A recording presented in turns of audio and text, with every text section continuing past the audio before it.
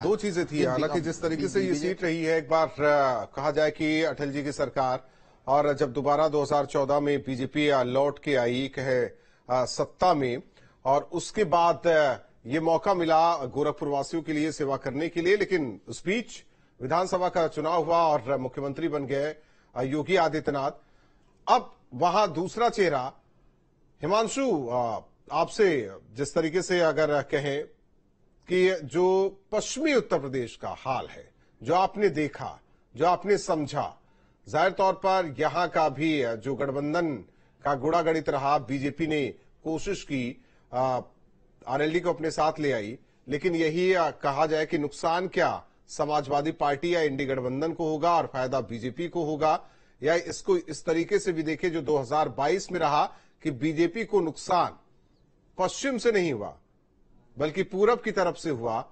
तो क्या वो जो फायदा पश्चिम में मिला था विधानसभा चुनाव में, वही फायदा इस लोकसभा चुनाव में बीजेपी को मिलने वाला है? देखिए, सबसे पहले तो भाजपा के पास सबसे बड़ा प्लस पॉइंट जो माना जाता है वो ये है कि उनके पास नरेंद्र मोदी है, जो जीत की गारंटी के मंत्र को लेकर इस चुनाव में लेकर उतरे थे और जनता की जुबान पर यही थी, अगर मोदी है तो मुमकिन है। ये उनका मंत्र था जो जनता की जुबान तक पहुंचा। और जहां तक पश्चिमी यूपी की बेल्ट की बात है, तो पश्चिमी यूपी में आरएलडी गठबंधन के बाद जिस तरह से धीरेन्द्र सर बता रहे थे, बिल्कुल वही फैक्टर वहां पर नजर आ रहा है कि आरएलडी जब से भाजपा के साथ आई है तो उनको और जो कॉम्बिनेशन था उनका गठबंधन का और ज्यादा मजबूत हो गया। और वोटिंग परसेंटेज की बात करें तो वो जो वोटर था जो पहले आरएलडी दूसरे गठबंधन के साथ जाता था, वो वोटर अब भाजपा के साथ आ गया है। तो कहीं ना कहीं इसमें फायदा भाजपा को और भी ज्यादा है। जिस तरह से बागपत सीट पहले ही भाजपा के पास थी, लेकिन गठबंधन होने की वजह से आरएलडी की दे दी गई। इसके अलावा सहारनपुर जरूर भाजपा ने लॉस की थी, लेकिन इस बार जब आरएलडी साथ में आ गई है तो वहां पर भी जो कॉम्बिनेशन है और भी ज्यादा मजबूत हो गया है बीजेपी का, और आरएलडी के साथ मिलने की वजह से वहां पर भी अब भाजपा के जीत के जो चांसेस है वो ज्यादा बढ़ गए हैं। तो ऐसे में कुल मिलाकर पश्चिमी यूपी को हम देखें तो एक तरफ देखा जाए तो इस तरफ पूरी बेल्ट के अंदर भाजपा को फायदा ही मिलेगा। भाजपा यहां से नुकसान में रहने वाले नहीं है। हाँ, जरूर कैंडिडेट के अंदर जरूर ओवर कॉन्फिडेंस देखने को मिला ये पूरे चुनाव के अंदर। जब हम अलग अलग लोकसभा क्षेत्र में हम गए, खासतौर पर हम गाजियाबाद की बात करें तो गाजियाबाद को भी गढ़ माना जाता है भाजपा का, क्योंकि गाजियाबाद में 5 बार से लगातार बीजेपी के सांसद रहे। 2004 में एक बार शिकस्त जरूर मिली कांग्रेस से, और उसके बाद से लगातार अब तक बीजेपी यहां से जीतती हुई आई। राजनाथ सिंह यहां से लड़े, बड़े चेहरा रहे, राष्ट्रीय अध्यक्ष थे उस समय बीजेपी से, 2009 की हम बात कर रहे हैं। उसके बाद वीके सिंह लगातार 2 बार यहां से सांसद रहे और सबसे ज्यादा वोटों से जीतने वाले सांसद भी बने। और जो 2019 का चुनाव रहा था उसमें तीसरे नंबर पर रहे देश में सबसे ज्यादा वोटों से जीतने में, 5,62,000 समथिंग उनको वोट यहां से मिले थे। लेकिन यहां से एक बात और एक सिनेरियो यहां पर खड़ा हुआ था, वो ये था कि एक क्षत्रिय समाज में नाराजगी वो ये थी कि वीके सिंह का एंड मूवमेंट पर यहां से टिकट कटना,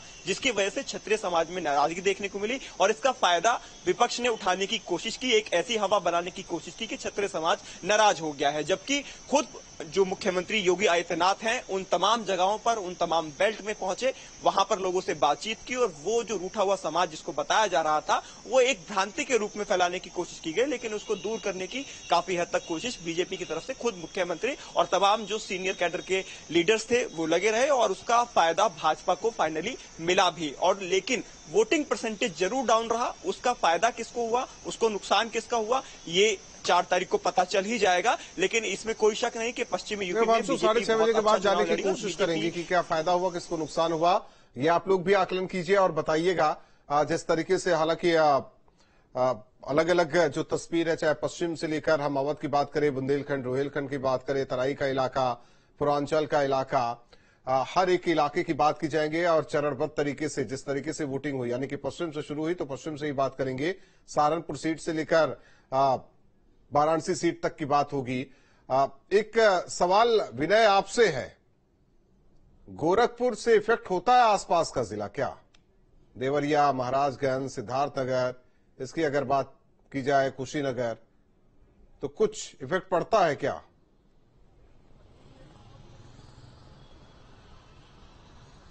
देखिए, अगर बात की जाए गोरखपुर के आसपास की सीटों की, तो गोरखपुर मुख्यमंत्री योगी आदित्यनाथ का शहर है। वहीं गोरखपुर के आसपास जो भी शहर है वो विकास की गति वहां भी बढ़ी है।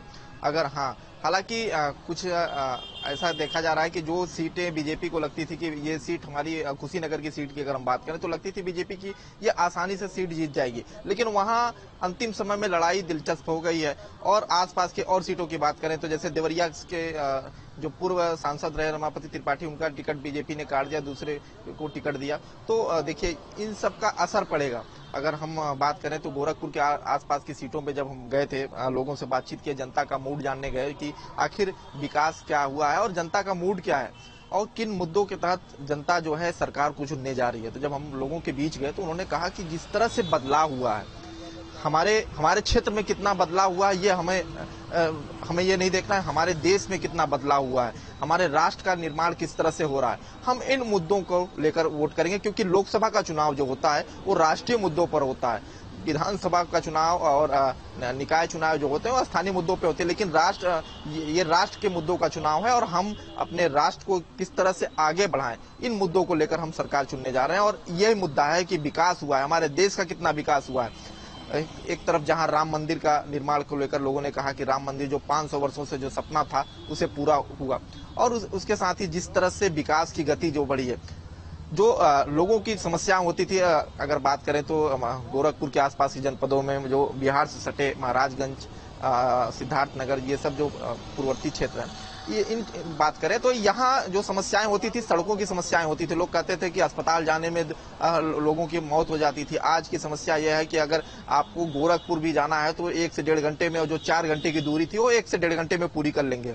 तो ये जो विकास हुआ है, लोगों की समस्याएं जो थी, जो हर घर नल योजना से जो पानी की समस्याएं थी, क्योंकि पानी की समस्याएं होती रहती थी, उसका भी समाधान हो गया। तो ये जो समस्याएं थी, जो मोदी की गारंटी की बात होती है कि मोदी